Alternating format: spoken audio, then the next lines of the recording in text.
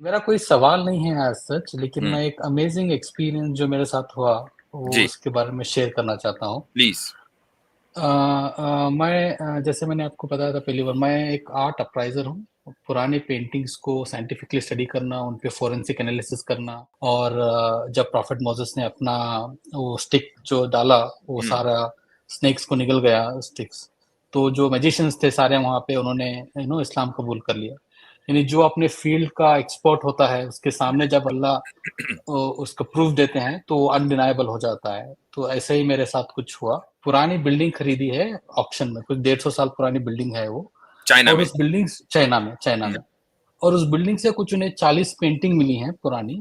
300 साल पुरानी पेंटिंग्स थी, कुछ 400 साल पुरानी पेंटिंग्स थी, ब्रिटिश एरा की कुछ पेंटिंग्स थी। उस सारे पेंटिंग कलेक्शन में से एक पेंटिंग निकली। वो हमने पहले उसको फ्रेम को इवैल्यूएट किया तो फ्रेम ही कुछ तकरीबन 350 साल पुराना था, वो जो लिखा। हुँ, फिर जब हमने वो स्केच को इवैल्यूएट किया, वो तकरीबन 1400-1500 इयर्स ओल्ड कार्बन डेटिंग से पता चला कि वो उतने पुराना है। हुँ, अब मैं वो बताता हूँ कि वो स्केच क्या है, और उसको देखने के बाद मुझे इमीडिएटली पता चला कि ये इस्लाम ही सच है और इस्लाम ही हक है। सलाम मुफ्ती साहब। सलाम जी भाई विक्रम। जी, मैं पहले भी आपके स्ट्रीम पे आया था कुछ 4-5 हफ्ते पहले। हुँ, मैं जब पहली बार आया था तो as a non Muslim, as a Hindu who is searching for truth हुँ, आया था। लेकिन आज मैं एज़ अ मुस्लिम आया हूँ। माशाअल्लाह, माशाअल्लाह, माशाअल्लाह। माशाअल्लाह। आप वो आपका वो म्यूज़िक वाला सवाल था ना? जी, मैं आर्ट डीलर हाँ, हूँ, जो आप ही ने मुझे बताया था उसके बारे में। बहुत ज़बरदस्त, जी, जी, जी। बहुत-बहुत मुबारक हो, अल्लाह ताला कबूल करे, माशाअल्लाह। जी, शुक्रिया बहुत-बहुत। माशाअल्लाह। आई थिंक तकरीबन 2 साल से मैं इसके बारे में सोच रहा था, लेकिन आपके प्लेटफ़ॉर्म पे आने के बाद शायद अल्लाह ने दुआ कबूल कर ली। तो माशाअल्लाह, तो बहुत अच्छा, जी, ज़बरदस्त। मेरा कोई सवाल नहीं है एज़ सच, लेकिन हुँ, मैं एक अमेज़िंग एक्सपीरियंस जो मेरे साथ हुआ, वो जी, उसके बारे में शेयर करना चाहता हूँ। प्लीज़। जैसे मैंने आपको बताया था पहली बार, मैं एक आर्ट अप्राइज़र हूँ। पुरानी पेंटिंग्स को साइंटिफिकली स्टडी करना, उन पे फोरेंसिक एनालिसिस करना, हुँ, वो पेंटिंग फेक है, ओरिजिनल है, किस दौर की हैं, ये सब बताना मेरा मेरा प्रोफ़ेशन है। अभी मैं रिसेंटली एक इंसिडेंट पढ़ रहा था प्रॉफेट मोसेस के बारे में कि फ़िरौन ने अपने सारे मैजिशियंस को बुलाया और हुँ, मैजिक दिखाने के लिए कहा प्रॉफेट मोसेस के सामने। और जब प्रॉफेट मोसेस ने अपना वो स्टिक जो डाला, वो हुँ, सारा स्नेक्स को निगल गया स्टिक्स। तो जो मैजिशियंस थे सारे वहाँ पे, उन्होंने इस्लाम कबूल कर लिया। यानी जो अपने फील्ड का एक्सपर्ट होता है, उसके सामने जब अल्लाह उसको प्रूफ देते हैं तो वो अनडिनायबल हो जाता है। तो ऐसे ही मेरे साथ कुछ हुआ। ओके। आपसे बात होने के बाद हुँ, अगले दिन ही मुझे एक सैन फ्रांसिस्को से कॉल आया। हुँ, मैं एरिज़ोना में रहता हूँ। San okay. फ्रांसिस्को में मेरे एक एक्स कलीग काम करते हैं मॉडर्न आर्ट म्यूज़ियम में। उन्होंने मुझे बताया कि उनके एक क्लाइंट है, प्राइवेट क्लाइंट है चाइना में, हुँ, जिन्होंने एक पुरानी बिल्डिंग खरीदी है ऑक्शन में, कुछ 150 साल पुरानी बिल्डिंग है वो। चाइना और में। उस बिल्डिंग चाइना हुँ, में और उस बिल्डिंग से कुछ उन्हें 40 पेंटिंग मिली हैं पुरानी, और वो हुँ, उसका इवैल्यूएशन करवाना चाहते हैं। अच्छा, तो क्योंकि ये काम बहुत बड़ा है, वो मुझे अपने साथ ले जाना चाहते हैं इस काम को कराने के लिए चाइना। तो हमने, और एक हमारे फ्रेंड हैं न्यूयॉर्क में सोहो म्यूज़ियम में काम करते हैं, तो उनको भी हमने साथ में लिया। तो हम 3 लोग तकरीबन 4-5, अब से बात होने के कुछ 2-3 दिन बाद हम सब चाइना गए इस काम को करने के लिए। हुँ, तो वहाँ हम गए तो हम वहाँ देखा कि ये जो प्राइवेट क्लाइंट है, ऑफ कोर्स वो काफ़ी, वो जो जिस तरह का ट्रीटमेंट उन्होंने दिया और हुँ, जिस तरह का अरेंजमेंट उन्होंने किया था ये सब करने के लिए, वो पता चल रहा था कि वो काफ़ी रिच क्लाइंट हैं, ओके। जो इन्होंने ये किया है।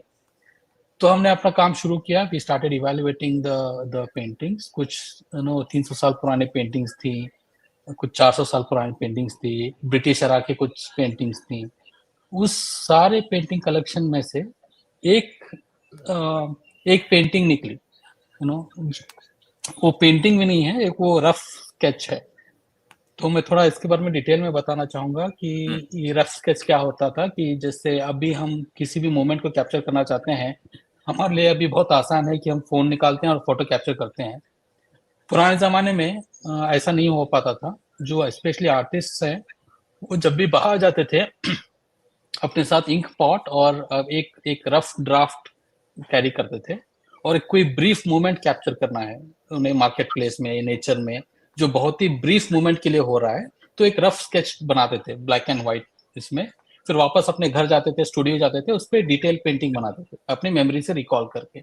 इस तरह पेंटिंग का प्रोसेस हुआ करता था पहले। तो एक वहां से रफ स्केच निकला जो अच्छी तरह वेल फ्रेम था रफ स्केच। वो हमने पहले उसको फ्रेम को इवेलुएट किया, तो फ्रेम ही कुछ तकरीबन 350 साल पुराना था, वो जो पेंट लिखना था।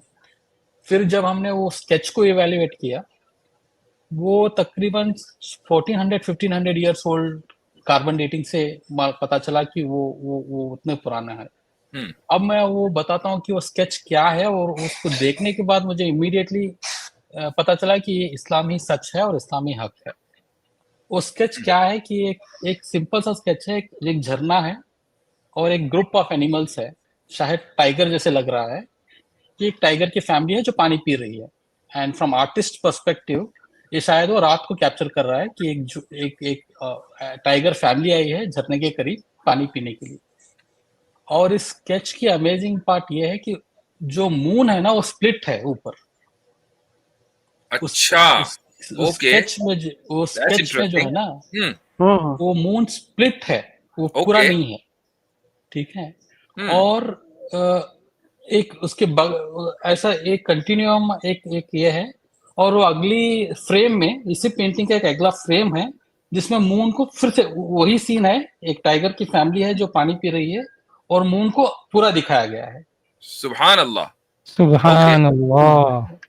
ठीक है, ये देख के मुझे अनडाउटेडली पता चल गया कि there is no God but Allah and prophet Muhammad सल्लल्लाहु अलैहि वसल्लम is the final prophet of Allah. There is no doubt about it कि ये इंसिडेंट हुआ और किसी ने देखा और उसको रिकॉर्ड भी किया, और ये हिस्टोरिकल प्रूफ है कि ये हुआ। और ये I mean no God but Allah can do this kind of thing. सुभान अल्लाह, जबरदस्त। तो आप मुझे बताएं कि वो जो स्केच था उसका कोई रिकॉर्ड आपके पास है? मसलन मैं सबसे पहले तो ये जानना चाहूंगा कि ये कैसे पता चला कि ये स्केच 1400 साल पुराना है। प्लस पहले ये बताइए मुझे जी। ठीक है, तो इसका एक प्रोसेस होता है मुफ्ती साहब, जो हम पेंटिंग का जो टाइमलाइन इवेलुएट करते हैं। सो फर्स्ट हम पेपर का इवेलुएट करते हैं कि वो पेपर कितना पुराना है, वो पपायरस है या कैनवस है या कपड़े पे बनाया गया है। फिर हम इंक का इवेल्युएशन करते हैं, जो इंक से वो बनाया गया है उसका केमिकल कंपोजिशन क्या है, वो केमिकल कंपोजिशन कब इन्वेंट किया गया था या कब यूज हुआ करता था, उस पे करते हैं। फिर फाइनली हम उसको माइक्रोस्कोपिक कार्बन डेटिंग पे डालते हैं, तब वो एक अप्रोक्सीमेट डेट मिलती है हमें। उसमें एग्जैक्ट नहीं पता चलता, 50-60 ईयर्स 100 ईयर्स का अप एंड डाउन होता है, but at least will come to know कि इस जमाने की है। फिर वो उसका हिस्टोरिकल रिकॉर्ड कहीं पे मेंशन किया गया हो कि कहीं पे किसी ट्रैवलर ने मेंशन किया है या किसी आर्ट हिस्टोरियन ने इसको मेंशन किया है कि ऐसी एक पेंटिंग एग्जिस्ट करती थी, तो उसको हम सारा रेफरेंस लेके इसका एक डेट पता करते हैं। ओके, तो उस स्केच के ऊपर, अच्छा वो पेपर के ऊपर था या वो खाल के ऊपर? उसको एक क्या बोलते हैं उसको, पपायरस जिसको बोलते हैं, लेदर और प्लांट के टेक्सचर से मिलके एक काइंड ऑफ पेपर बनता था उस जमाने में। ओल्ड जिसके ओल्ड पेंटिंग बनाया करते थे। वो कैनवस, अभी जैसा कपड़े का कैनवस मिलता है, कैनवस नहीं था वो एक काइंड ऑफ लेदर और प्लांट का जो रबर मिक्स मिलता है ना, उसको मिक्स करके एक ये बनाया करते थे। ओके, तो आपने फोरेंसिक उस पे इन्वेस्टिगेशन किया, आपको पता चला कि 1400 साल पुराना है। उसके ऊपर जो स्केच है, अब ये स्केच इंक से है, तो उस इंक का जो आपने जो इन्वेस्टिगेट किया, वो इंक कितनी पुरानी है? ये भी तो हो सकता है ना कि वो जो मटेरियल है वो पुराना हो लेकिन इंक नहीं हो। जी, तो हमने वो इंक का भी हमने इवैल्यूएशन किया। तो इंक जो है वो 2 टाइप की इंक यूज करते थे आर्टिस्ट उस टाइम पे, एक जो अपने नॉर्मल कलरफुल पेंटिंग बनाने के लिए और एक ऐसा रफ स्केच बनाने के लिए। तो रफ स्केच बनाने के लिए जो यूज करते थे वो कोल का जो कोयला होता है उसका पाउडर और एग व्हाइट मिक्स करके एक मिक्सचर तैयार किया जाता था, जो रफ स्केच बनाने के लिए यूज किया करते थे। तो वो एग्जैक्ट मिक्सचर के कंपोनेंट्स हमें उसमें मिले, coal powder and egg white egg. और ये कितने 100 साल पहले इस्तेमाल किया जाता था? तकरीबन एक काफी I mean even renaissance time से, यानी जो जो उस टाइम से लेके तकरीबन 1700-1800 साल तक ये यूज किया गया। जब तक ऑयल पेंटिंग इन्वेंट नहीं हुई तब तक अच्छा। ये रफ स्केच बनाने के लिए तब तक यही टेक्निक यूज किया जाता था। यानी जिस दौर में मून स्पिलिट का मिरेकल हुआ उस दौर में चाइना में ये सब्सटेंस इंक के तौर पर इस्तेमाल होता था। आर्टिस्ट यूज करते थे रफ ड्राफ्ट बनाने के लिए। आर्टिस्ट यूज करते थे रफ ड्राफ्ट बनाने के लिए। ओके, हाँ, लिखने के लिए नहीं यूज करते थे, लेकिन आर्टिस्ट यूज करते थे। ठीक है, ग्रेट। ठीक। अच्छा, तो अब जब आपने ये इवेल्युएट कर लिया और ये पता चला आपके पास दो स्केच हैं, एक में मून स्पिलिट है, दूसरे में मून स्पिलिट नहीं है, तो अच्छा ये जो स्केच है यकीनन अब इट वर्थ मिलियंस, ठीक है। ये कोई 500,000 डॉलर का मामला नहीं है, अब ये मिलियंस ऑफ मिलियन डॉलर की उसकी वैल्यू है। जी जी, तो ठीक है, उसको जिस बंदे ने ऑक्शन में बिल्डिंग खरीदी उसका जैकपॉट लग गया। जी जी जी जी। आप मुझे बताएं कि उसका कोई फोटो या किसी तरह का आपके पास है या नहीं? नहीं, हमारा एक लीगल बाउंडिंग होता है कि that we can not capture any kind of pictures. अच्छा। मैं आर्ट वर्ड से जो ये है, जितना ओपनली हमें देखने को मिलता है आर्ट म्यूजियम्स में, गैलरीज में, उससे 100 गुना ज्यादा प्राइवेट कलेक्टर्स के पास आर्ट है आज। अच्छा। और हाँ, और अमीरों के लिए एक फाइनेंशियल एसेट की तरह ट्रीट किया जाता है। सही। Rich people treat this as financial asset and they preserve it very privately. कई बार हमें ये भी पता नहीं होता कि हमारा क्लाइंट कौन है, सिर्फ हमें पेमेंट मिलती है, हम इवैल्यूएट करते हैं। Okay. So some very rich and powerful people hold ownership of these kind of historical paintings. Okay. तो मैं तो अब इसका रेफरेंस, यानी ये चीज तो दुनिया के सामने लाने की है कि इस तरह की एक पेंटिंग चाइना में मिली है। चूंकि अभी तक ये डिबेट होती थी कि भाई जब मून स्प्लिट हुआ तो किसने देखा, अगर देखा तो उसका हिस्टोरिकल रिकॉर्ड क्या है। तो ये हिस्टोरिकल रिकॉर्ड तो सामने मौजूद है, लेकिन दुनिया के सामने नहीं आया। तो अब ये दुनिया के सामने इसके आने का क्या तरीका है? जी जी, अगर इसके दो तरीके हैं। या तो जो ओनर हैं वो खुद वॉलंटरली इसको दुनिया के सामने लेके आए, या तो कोई इनसे खरीदे पेंटिंग और वो दुनिया के सामने लेके आए। ओके, ठीक है। अच्छा, मुझे ये बताएं कि आपके पास मसलन अगर कोई अब किसी को नहीं पता, हो सकता है कि वो ओनर अब चाइना में बैठा हुआ, किसी को नहीं पता, लेकिन लोगों को आपका पता है, भाई एक साहब है विक्रम नेगी, वो इस मामले के एक्सपर्ट हैं। इमेजिन करें कि कोई ऑर्गेनाइजेशन इस चीज को इसको खरीदना चाहे, तो वो आपके थ्रू उस तक पहुंच सकती है?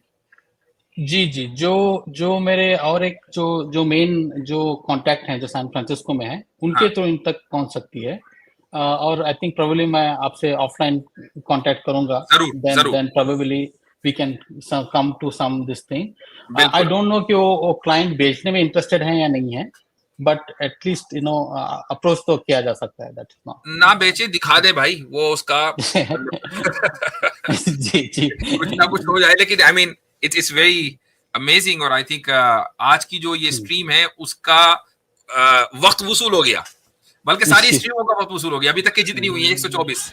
तो आपने बहुत जबरदस्त मुझे ये हमें पूरी उम्मत मुस्लिमा को ये खुशखबरी सुनाई है, और अल्लाह ताला ने आपको इस चीज के जरिए इस्लाम की हिदायत दी। और आपने जो एनालॉजी दी है कि जिस तरह जादूगरों को हजरत मूसा का मौजिजा देखकर यकीन हो गया था कि उनके पास जादू और हजरत मूसा के पास मौजिजा है, और फौरी तौर पर उन्होंने इस्लाम कबूल कर लिया था, कुछ इस तरह की बात आपके साथ पेश आई। ये सिर्फ और सिर्फ अल्लाह ताला का फजल है, उस पर आपको भी शुक्रगुजार होना चाहिए, और हम सब शुक्रगुजार हैं कि आपके थ्रू ये जो इतनी जबरदस्त रिवीलिंग हुई है पूरी उम्मत के सामने। तो इंशाल्लाह मुझे आप एक तो ये कि ईमेल करें, मेरा ईमेल चल भी रहा है, तो ईमेल कीजिए, मैं आपसे कनेक्ट करूंगा, कांटेक्ट करके बात देखेंगे हम किस तरीके से उस तक पहुंचा जा सकता है, मुख्तलिफ ऑर्गेनाइजेशंस को इन्वॉल्व किया जा सकता है। I think it's a very powerful revealing. जी जी जी जी, बस मुझे यही बताना था, और मैं अभी सीख रहा हूँ, आप मेरे लिए दुआ करें। थोड़े मेरे फैमिली वाले अपसेट हैं कि मैंने इस्लाम कबूल कर लिया, आप उनके लिए दुआ करें। अल्लाह ताला सबको हिदायत दे, आपकी फैमिली के हर फर्द को हिदायत दे। ये चैलेंजेस तो आते हैं, ये तो आने ही है। जी हाँ। अब आप जो एनालॉजी आपने पेश की है उसमें आपने ये भी पढ़ा होगा कि जब उन जादूगरों ने इस्लाम कबूल कर लिया था तो उनके साथ क्या हुआ था। जी जी मुफ्ती साहब, पता है मुझे। जी हाँ, चलें ठीक है, बहुत जबरदस्त। ये ईमेल सामने है विक्रम भाई, ये ईमेल मुफ्ती साहब का सामने है, आप इसी नाम से मुफ्ती साहब को ईमेल कर दीजिएगा, स्क्रीन पे देख रहे होंगे आप। ठीक है, मेरे ख्याल से म्यूट पर है, तो चले ठीक है जी इंशाल्लाह। जी मैं कांटेक्ट करता हूँ सर आपसे। शुक्रिया, बहुत बहुत शुक्रिया। जज़ाकुमुल्लाह खैरन।